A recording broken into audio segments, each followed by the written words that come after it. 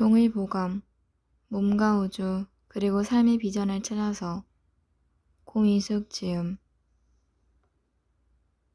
3장. 정, 기, 신. 내 안의 자연 혹은 아바타. 앞서 살펴본 대로 동의보감은 목차만 장장 100페이지가 넘는다. 전체 목차는 간결하지만 그 안에 있는 세부 목차는 상세하게 이를 데 없다. 그래서 동의보감을 공부할 때 이 목차만 별도로 제본하여 낭송하는 것도 좋다.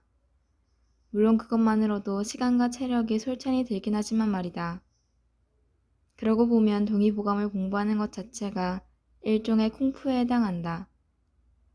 길고 긴 목차의 행렬이 끝나고 비로소 본문이 시작되면 그 첫 페이지를 장식하는 건 인트로에서 다룬 하나의 그림이다. 신형 장부도, 한 남자의 측면도가 그것이다. 그리고 이어지는 손진행과 주 단계의 주석. 그것은 동의보감 전체를 아우르는 기저음이자 서곡에 해당한다. 본문을 탐사하기 전에 손진인의 멘트를 다시 한번 음미해보자. 몸과 우주, 화려한 대칭의 향연. 손진인이 이르기를 머리가 둥근 건 하늘을 본뜬 것이고 발이 넓적한 건 땅을 본따서다. 하늘에 사계절이 있듯이 팔다리가 있고 오행과 육극이 있듯이 오장육부가 있다. 팔풍이 있으니 8개의 마디가 있고 구성이 있으므로 몸에도 9개의 구멍이 있다. 12시와 12경맥, 24절기와 24개의 수혈, 황도 365와 365개의 골절 등등 이런 식으로 천지와 신체 사이를 잇는 화려한 대칭의 퍼레이드가 펼쳐진다. 어디 그뿐인가. 해와 달이 빛나듯 두 눈이 빛나고 밤과 낮이 있기에 잠들고 깬다. 이 말은 지구가 움직이는 한 밤낮이 있고 밤낮이 있는 한 인간은 반드시 잠들고 깨는 리듬을 계속해야 한다는 뜻이기도 하다. 우레와 번개는 기쁨과 노함으로, 비와 이슬은 콧물과 눈물로, 샘물은 혈액으로, 풀과 나무는 모발로, 금석은 치아로. 요컨대 내 몸의 모든 형상은 다 천지만물에 있다. 거꾸로 천지만물의 형상과 리듬은 고스란히 내 몸 안에 들어있다. 믿든 안 믿든 기가 막히게 멋진 논리 아닌가. 무엇보다 이 순간 나라는 존재가 갑자기 대견하게 보이는 건 틀림없다. 내가 흘리는 눈물이 대지를 적시는 비, 그리고 무생명을 살려내는 바다와 같은 것이고 내가 열받는 건 태양이 부르는 열에너지의 변주이며 내 머리카락이 저 들판을 뒤덮은 풀과 같은 기혈이라니. 그 어떤 초월적 매개 없이 이시와 거시가 즉각적으로 연결되는 이 역동적 대칭의 평면. 그게 말이 돼? 대체 그걸 어떻게 믿어? 아마도 많은 사람들이 기계적으로 이런 반문을 터뜨릴 것이다. 그런데 나는 거꾸로 묻고 싶다. 대체 그걸 왜 못 믿어? 소위 과학적 증거가 대체 왜 필요해? 존재의 삶이 이미 그렇게 펼쳐지고 있는데. 이미 그런 세계에 살고 있으면서. 문제는 과학이냐 아니냐가 아니라 이런 언수를 대하는 인신론적 전제에 있다. 즉, 선진인의 멘트가 신비주의적이거나 아니면 미신적으로 보인다는 건 자연물과 인체는 전혀 별개의 차원이라는 확고부동한 믿음 때문이다. 하지만 후자 역시 그다지 근거가 확실한 건 아니다. 어디서 연원했는지 알 수는 없지만 그냥 그렇게 믿을 따름이다. 즉 현대인들의 과학에 대한 신뢰도 실상은 우상숭배와 그다지 다를 바가 없다.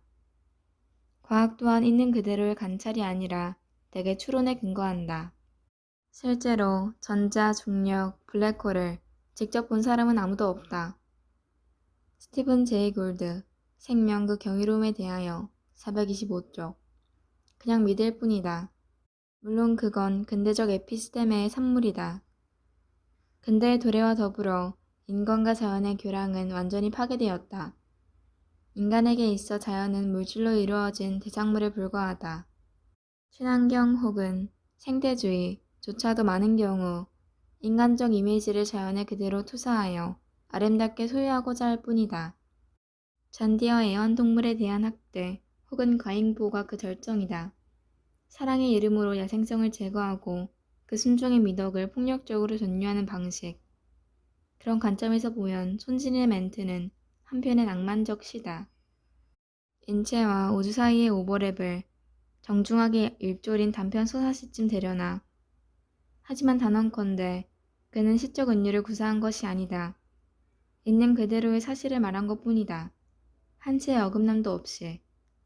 우리 몸의 모든 요소와 성분, 또 회로는 우주의 산물이자 투영이라는 것이다. 솔직히 개인적으론 머리가 둥근 게 하늘의 형상이고 팔이 넓적한 게 대지의 투사라는 말이 감동적이었다. 사계절과 사지. 여기서 계절과 팔다리도 중요하지만 숫자도 중요하다. 4라는 숫자의 공통성. 오행과 오장, 간, 심, 비, 패, 신. 그리고 5손가락.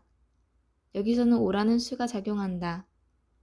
숫자는 단지 양적 증감을 표현하는 것이 아니라 그 자체에 고유한 의미가 있다. 예컨대 5에서 1을 더하면 6이 되는 것이 아니라 5와 6은 전혀 다른 질과 원리를 표현한다. 역학을 상수학이라고 하는 것도 이런 의미다. 이렇게 정리하면 지극히 당연하게도 보인다. 당연하지 않은가? 천지 만물과 별개의 요소로 우리가 만들어진다면 우린 외계인, 아니 이물질이 되지 않겠는가? 그런데 왜 그 점을 생각하지 못했을까? 왜 우리는 우리 주변의 사물들과는 전혀 다른 원리에 입각해서, 아니 그래야만 인간의 고유성과 독자성이 보증된다고 믿게 된 것일까? 하지만 손진인의 첫 번째 멘트를 보라. 천지에서 존재하는 것 가운데 사람이 가장 귀중하다. 즉 손진인의 시야에선 인간이 가장 귀중한 이유가 바로 다른 사물들과의 분리 속에서가 아니라 강도 높은 혼용 속에서 도출된다.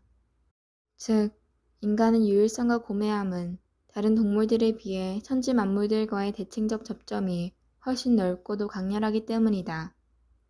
역학에서는 인간을 신기지물이라고 하는데 대우주와 마찬가지로 자체적으로 자율적 생명력을 지녔다는 의미다. 전제에서 결론으로 가는 과정이 전혀 다르지 않은가. 똑같이 인간의 고귀함을 말하는데 하나는 인간과 자연 사이의 천길 낭떠러지가 연출되고 다른 하나는 우주적 인드라망이 펼쳐진다. 이 모든 것은 4대와 5상을 바탕으로 잠시 형이 빚어놓은 것이다.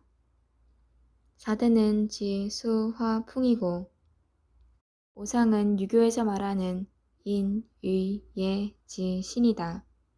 이것들이 어떤 특별한 인연 조건을 만나 사람이라는 형을 이룬다.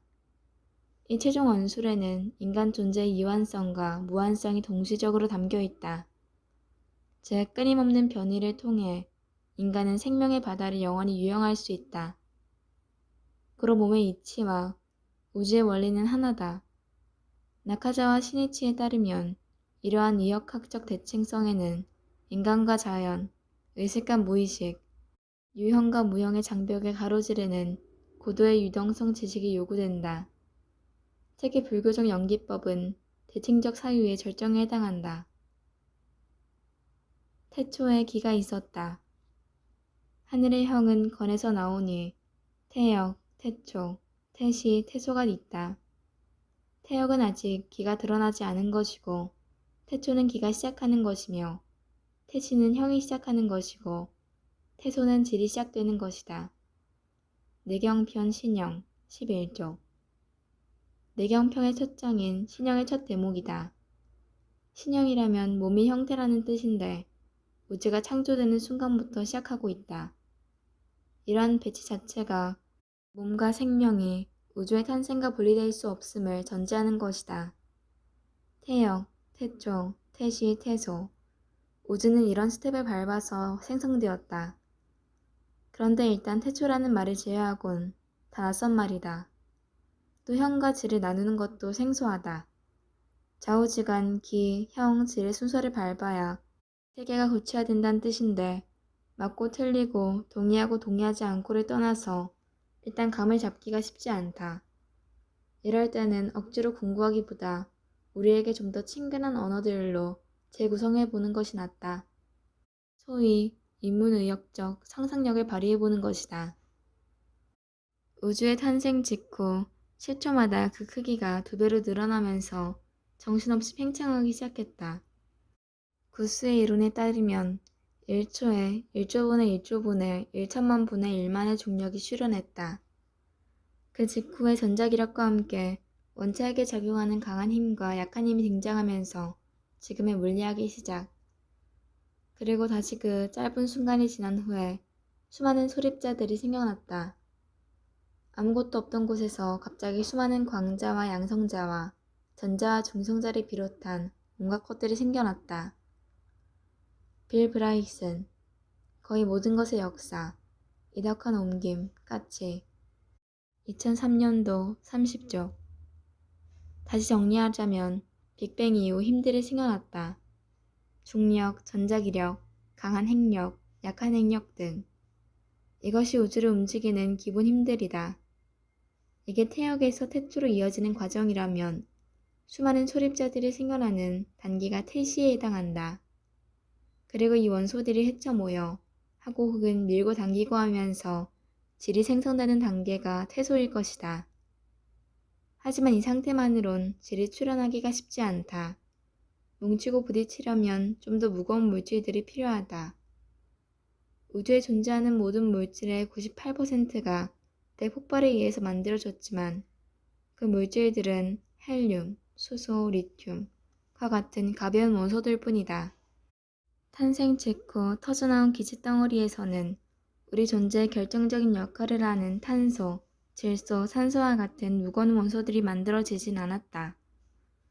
여기서 문제가 되는 것은 그런 원소들이 만들어지기 위해서는 대폭발이 일어날 때와 같은 정도의 열과 에너지가 필요하다는 사실이다. 그럼에도 불구하고 대폭발은 한 번뿐이었고 그 당시에는 그런 원소들이 만들어지지 않았다. 그렇다면 그런 원소들은 어디에서 온 것일까? 빌 브라이슨, 거의 모든 것의 역사 31쪽. 이 비밀을 풀어준 것이 바로 초신성들의 폭발이다.